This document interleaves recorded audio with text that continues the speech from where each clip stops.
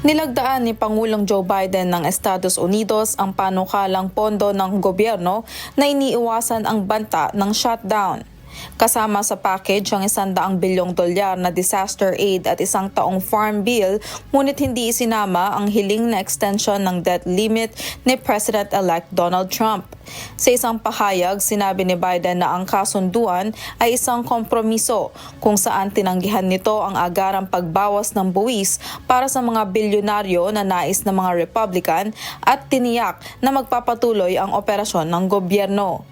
Naipasa ng Senado ang panukalang batas sa botong 85-11 ilang oras matapos itong maipasa ng kapulungan ng mga kinatawan sa botong 366-34.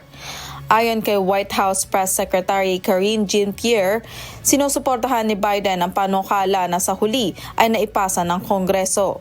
Nagsimula ang kaguluhan ukol sa pondo nang tumutol si Trump at kaalyadong si Elon Musk sa unang bipartisan deal. Ngunit sa kabila ng mga pagtutol, nakakuha ng suporta mula sa mga Republican ang huling bersyon ng panukala. Carmela Marinda, humahataw sa balita ngayon.